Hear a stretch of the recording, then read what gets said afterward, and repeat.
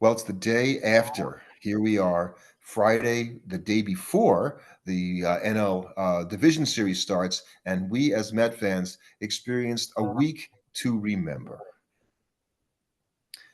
The Mets this week had the attention of the entire baseball world on two separate nights, 3 days apart. I don't know if that's ever happened before in that way, other than rainouts. Would say more important for the Mets that it was in a good way and things went really well, because that's the way more shocking thing as a Met fan, is that things went pretty well this time around for us. And you started out on Sunday, and this is almost forgot, but this is all within the same calendar week, right? That you won we one of haven't even those. gotten we haven't even got back around to them winning last Sunday to force game 161 matter, because if Right. they don't win on that day, who knows what happens.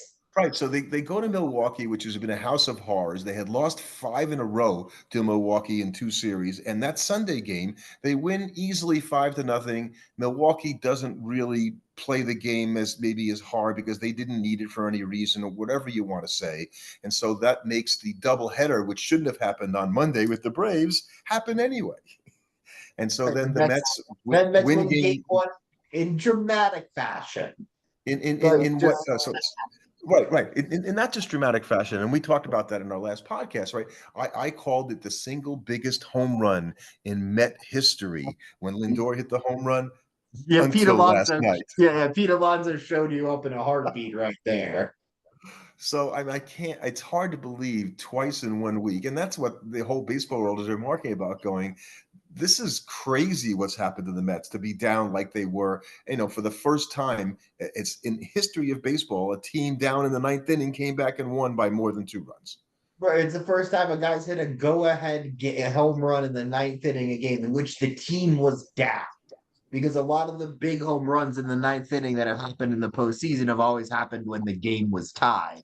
This was the first time where it happened where the one team was the team that hit the home run was down to the other team. So And Pete, yeah. And yeah, not just because, like think about the major league, playoffs, right? All three series were 2-0, right? Sweeps. And the Mets were 6 outs away from sweeping that series as well before Phil Maton decided he wanted to play another baseball game, I guess. right, and Phil Maton did not help himself or the Mets by giving up a home run to Jackson Churio and forcing a lot more action and excitement in that series. And then there was a later home run to Garrett Mitchell, I believe, that blew open that game. Right, right. And Garrett Mitchell was actually a guy who came in to pinch run, and then he comes up and hits a first pitch home run. And even in game three, Sal Frelick, who hadn't hit a home run since May, who had like the lowest power profile in the major leagues, absolutely destroys a home run off of Buto. Like that thing was crushed. And as a Met fan in that moment, you kind of thought it was over. And even though that there was a point, even in the ninth inning, as the ninth inning was started, I thought, well, the one thing this team hasn't done all year is quit. And Lindor worked a good walk. Then I think it was Nimmo gets a base No, hit. then Vientos struck out and looked bad doing it against Devin Williams. So you really thought, well, okay, this is the Devin Williams I Right. expect. He's going to dominate. And Nimmo rips a single, and then Pete works a really good at bat. He throws a 3-1 changeup that Pete was sitting on, and he just muscles it to right field over the fence. I think that was like the first home run he had given up, like a first or second home run he'd given up on that pitch all season. It I was think like it's the the most first opposite field home run Williams has given up in his career. right, like he's been unbelievable all season, and you feel terrible for both him and the Brewer fans in a sense, because it's like, okay, it's like he's not a bad closer. He made one mistake, and unfortunately, it was in the one game he could make it in. Right. The difference being these guys are up 2-0. Jackson Churio's going to be the MVP, right? And that's what's 100%. that's what's happening, and they're going to close it out. And the Met fans, okay, yes, you knew they wouldn't quit, and even David Stearns, the president of baseball operations of the Mets, said after the game, I knew they would not go down quietly in the ninth inning, that they would do something. And I think as a Met fan, we've come to see enough to think, yeah, the chances of them going down 1, 2, 3 meekly, they haven't done that very much. Team, right? Like that's not what this team does. And they didn't. And Pete Alonso, in his legacy game as a Met, when he more than ever needed a big moment to show who he was and to show what he meant to this franchise, had his signature moment as a Met. That I mean, he might have not only made himself a ton of money, he might have helped himself in New York with that swing. I think that's a really good point. That it's really hard to now for the Mets to say no, Pete, we don't want you back because he hit what could be argued as the single biggest home run in team history. And when he like, look when the ninth inning started, I was sitting there talking to your mom saying, okay, here's what has to happen. We at least want Pete to bat with the tying run on base. Right. So all they got to do is get one guy on and not hit into a double play, and Pete comes up with a chance to tie the game in the ninth inning, and that's all we want. And it happened. Like And they that's got the better than that. They right, got right, better right. than that. They got him on with a winning run, and he hit it over the fence. And then it was just ace. And then they get the insurance run. Peterson comes in. He does give up a base runner, but then he gets the big strikeout. Ground ball to Lindor. Lindor is just absolutely no way. I'm taking this all the way I'll handle myself. this one. And he sends them to the NLDS, where we're going to now have a certainly an absolute barn burner of an NLDS with the two series we line up there. But even the American League has its own interdivisional matchup that should be very, very exciting. And I suppose we will start with the Mets and the Phillies matchup and just talking about that because we got the most exciting news about that matchup today, where Kodai Senga has now been named the game one starter for the New York Mets in that series, which I mean, if you're talking about storybook, it's starting to kind of get out of control for the New York Mets. Right. So we're dropping this Saturday morning. So later this afternoon at 4:08, Zach Wheeler, the former Met, will face Kodai Senga, the current Met, and with the idea. And here's by the way, Mendoza did a really good job. I think everybody feels in putting Diaz in the seventh inning after the 2 home runs by the Brewers and calming the game down. They made that point on the telecast. That was, you got to stop the bleeding right here. And his choice of putting Senga as number one may be puzzling to a lot of people, but he's not a reliever. So he was only going to pitch if he prepared for the game right as a starter. And however much And they can get out of him, it doesn't really matter. and if somehow, some way you got 5 innings out of him, and like because the one start we saw from him this year, he looked a little rough early. He gave up 2 hits, one of them a home run. But once he locked in that start until he came up with that calf injury, he looked like Kodai Senga from last year. He looked just as difficult. And if he could give them a start, that would help a tired pitching staff a lot. Because, yeah, they got the day off on Friday, but that team's pitched a lot this week. I tend to think the following, and that is that Senga, if they got 2 innings out of him, they'd be pretty happy. 3 is a miracle, not 5. And I think McGill probably will come in behind him, or dare I say, Peterson, might come in behind him and pitch as many innings as he can because those guys have a little more experience doing that than Senga, who's never done it. Right. And I think we're gonna have a really exciting series. The Phillies is a really good team. They've got Zach Wheeler lined up for game one. They're gonna have Christopher Sanchez as their game two starter because he's been really good at home and he's been very bad on the road.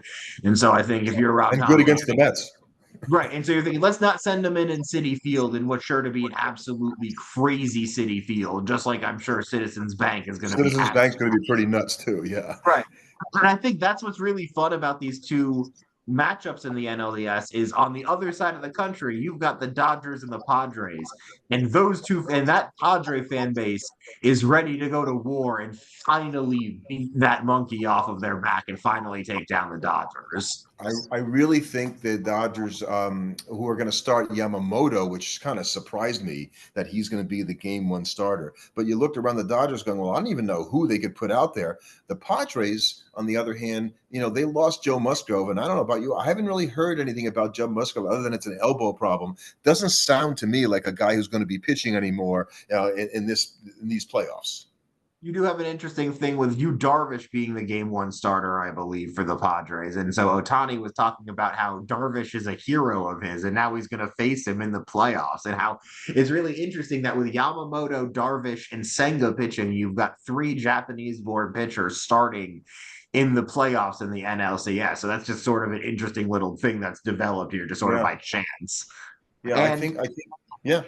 I'm right. You've got two really good matchups. I would not be surprised if both series went the distance. I think if I was, forecasting these series just in terms of a quick pick, I'd probably pick against the Mets just because if I'm picking the Mets to win, I'm picking because I truly believe it's a storybook season. Right. It's a destiny thing.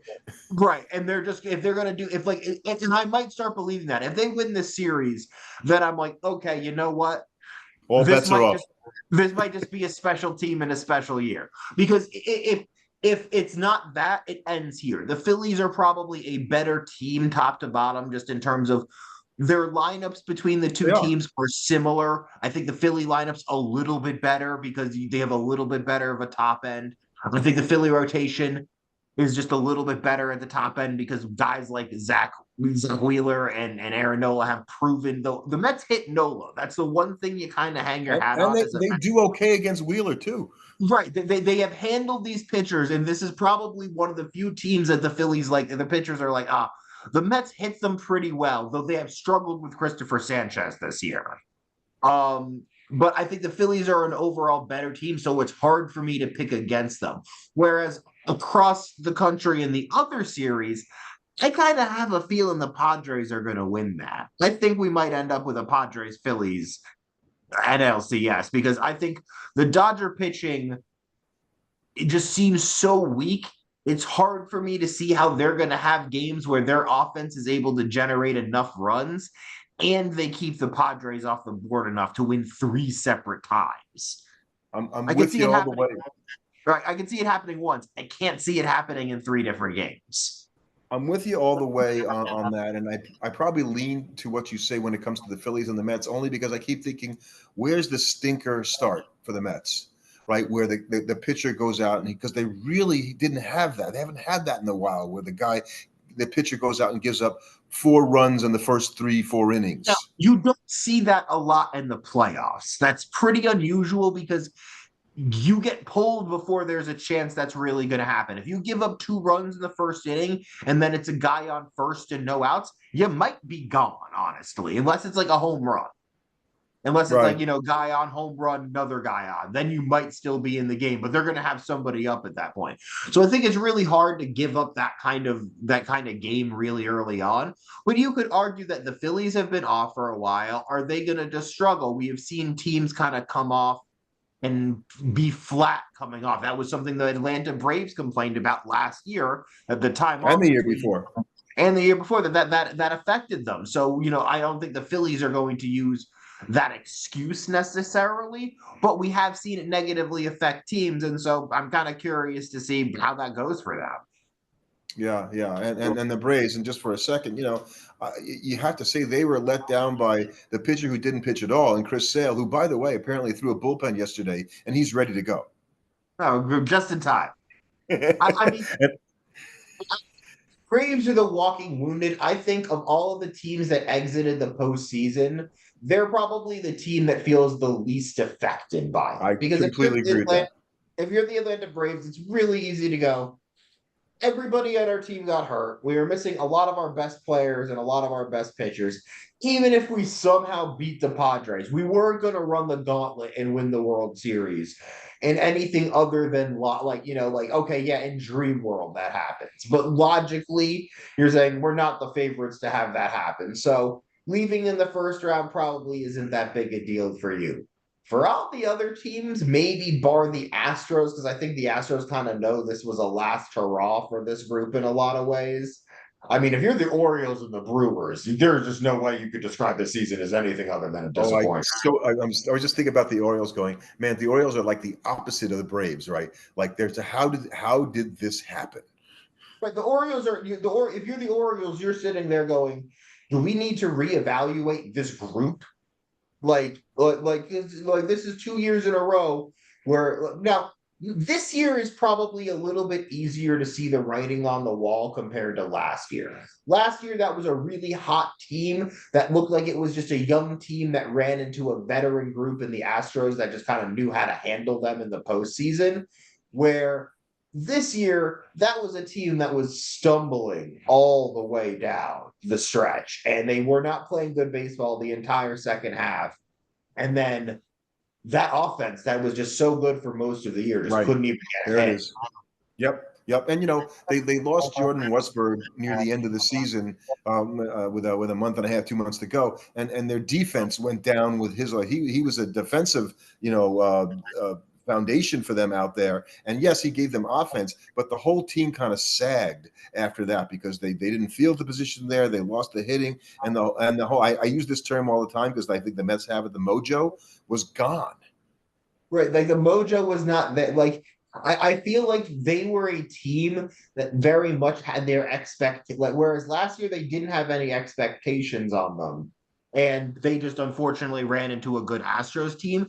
This year it felt like they were weighed down by the weight of the expectations that were placed upon them. They were good, they had to be good, and they knew that. And I think that really got to them as a group.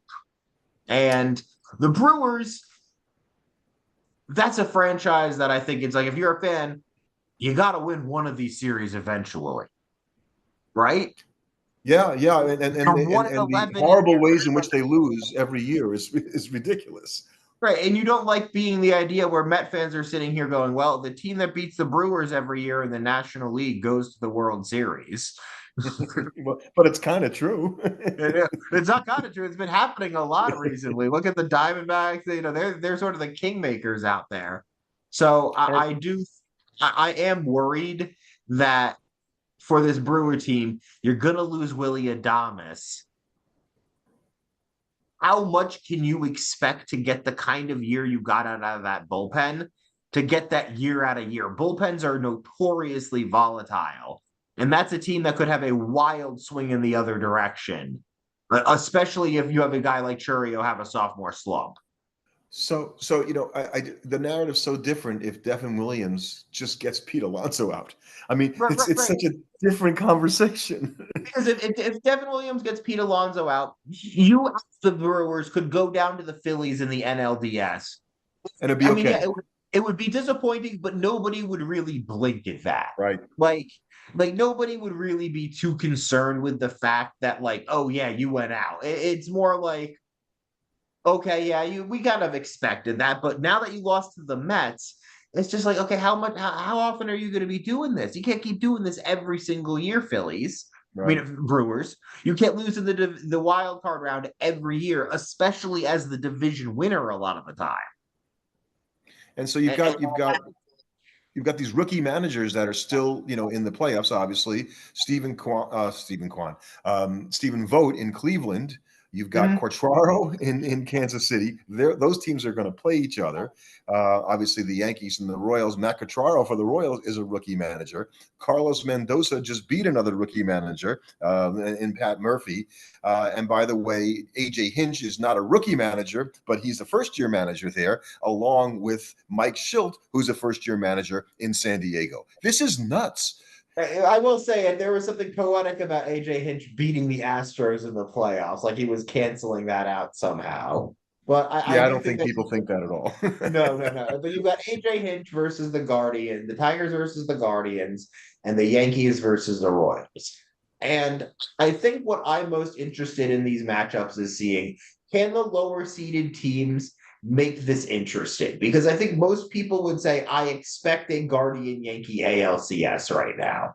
The upsets mean, I feel like the NLCS is much harder to call. I would give the Yankees the edge over the Royals. I would give the Guardians the edge over the Tigers because the Tigers in a normal year, isn't this where it kind of ends?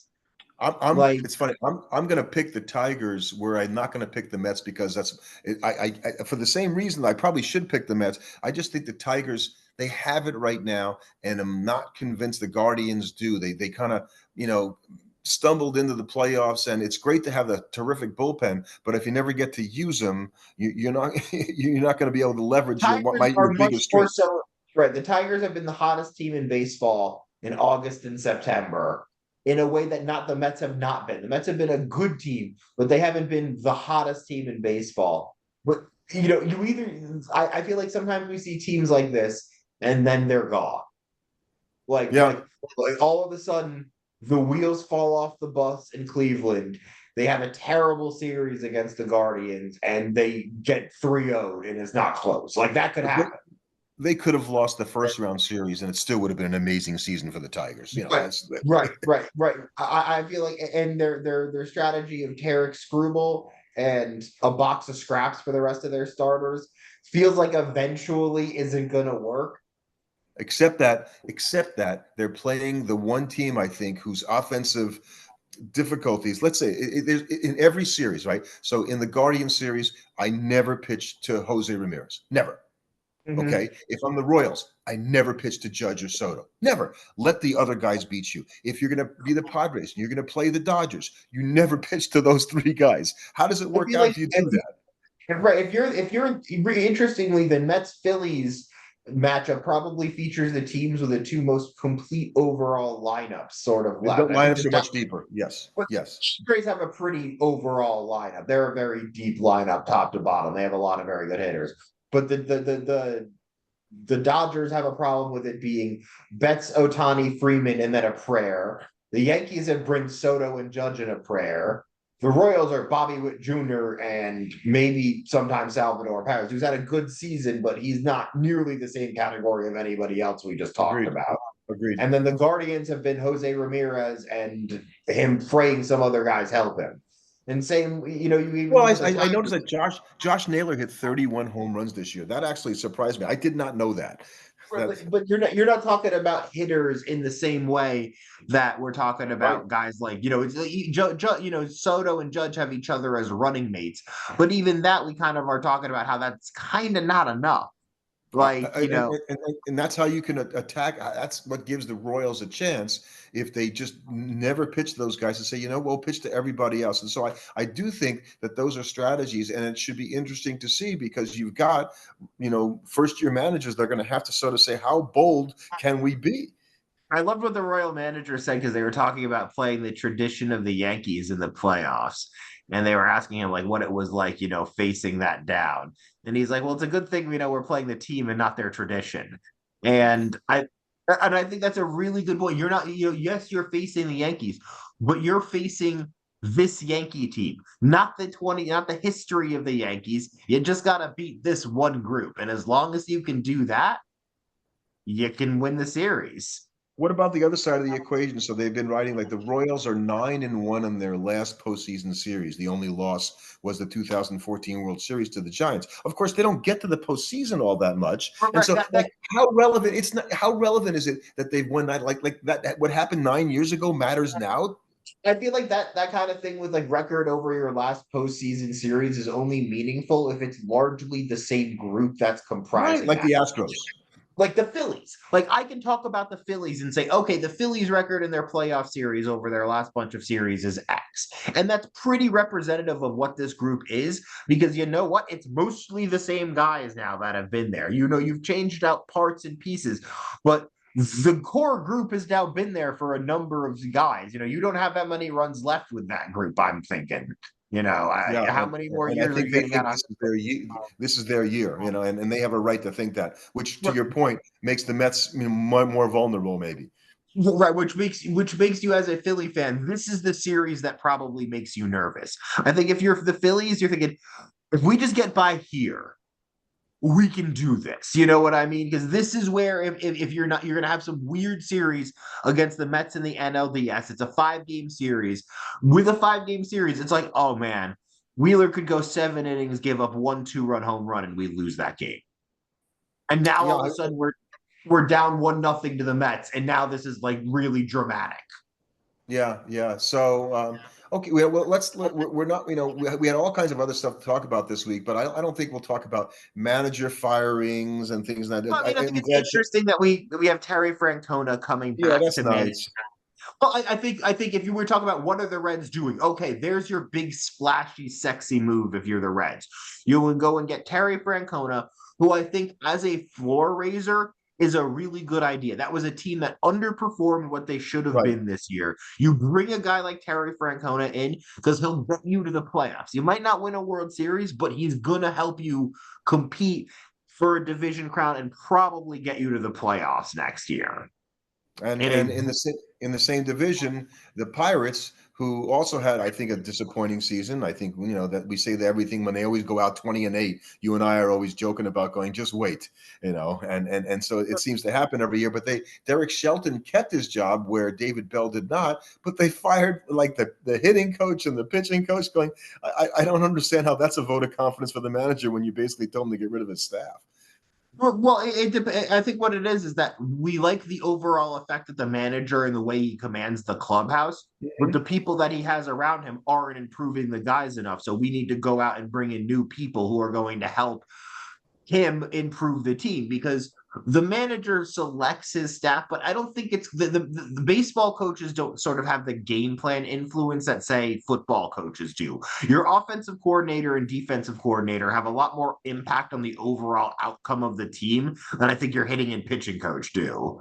Well, and I think that comes to play in the Diamondbacks. They kept Torey Lavulo, even though they were disappointed that they missed the playoffs on tiebreakers. But Brent Strom, who was the pitching coach, I think he resigned and said I wasn't getting it done. And if you look at that pitching staff this year, we weren't good. And it turns out, you know I what, he mean, was the right. Diamondback GM came out and basically said Jordan Montgomery is a bum and I regret paying him. Yeah, yeah. That's Which is a shocking thing to do considering the guy is still under team option next or still under a player option next season. So it's like, well, are you trying to make the work environment so toxic he doesn't want to come back? And if so, I don't think that's going to help you attract free agents. So that was an interesting move from the Diamondbacks, I thought, just a very open moment from an owner. But I think, it's just so different now because as teams the same way we hear more from the players, you hear more from the teams because they don't have complete control over what gets reported anymore. Anybody with a cell phone can put out a soundbite now, and that changes a lot. right, right. So we've and the whole 5 game series thing. I'm not sure. It feels weird. It's like we don't want to be a short series like the wild card, 2 out of 3. We don't want another 7 game series. So we're going to pick something in between, which I think probably favors the lower seeded team a little more than a longer series. Most people would probably agree with that. I think you have a better. I don't know. I think 5 game is very different than wild card than 3 game. 3 game, you can win one fluky game on game one, and suddenly it becomes really hard to beat you. Whereas I feel like if you win game one as the lower seeded team, you're not like I feel like it's a lot easier for that to just turn into a 3-1 the other way. The better team, I feel like, is going to win a best of 5 a lot more option than a best of 3. So I guess we're going to have to record again next Friday because here's the thing: like a week from now, these division series are going to be over. And Right, the and we're going to see National League and American League Championship Series start right after that. So we'll have to talk about that. But so much is going to happen in the next week in these quarterfinals, which is really what we're we're going at to right see now. games on Saturday and Sunday, and then we're going to see probably off days for some teams. I think they're slightly staggered. I don't There's think the American League is on Saturday, Monday, and the National League is on Saturday, Sunday. So then you just have the off days, right. on And the so other then side. the National League is off on Monday. The American League plays, and then the National League is back on Tuesday when the American League is probably off, or maybe the American League even plays a game on Tuesday. I don't know, but the Well, series will all be done by probably Friday of next week. I'm going to guess. So that that's exactly right. Well, the Yankees and the Royals and the Guardians and the Tigers play Saturday, Monday, Wednesday, Thursday, and Saturday if it goes the full 5 games. They get the day off on Sunday, and then the ALCS would start on Monday, the if 14th. necessary, whereas the NLCS will be done for next One Sunday. day ahead. One day ahead. Right, Done Saturday and then Friday, and they'll be playing Sunday is the first game. right, So because you wouldn't mind playing Sunday night because you'll be willing to go up against one football game on Sunday night, and that so you could have so a big cross country battle for the so who NLCS. So you're picking the Yankees and you're picking the Guardians, Guardians okay, and you're picking picking the the Phillies, Padres and the Padres, and the Phillies. Phillies. And Yeah, I'm gonna pick the Tigers And what the heck? I'll pick the Mets to beat the Phillies just to be different, so we're not the same. But I think the Padres. I feel much better about that as I do the Yankees. It'll be very interesting. I can't wait to watch the games tomorrow. What a week! As Met fans, we should only be so lucky to have another week like we had this past week. But it Maybe was a we'll get great one if another. it I'm praying for another two like this. is not the truth.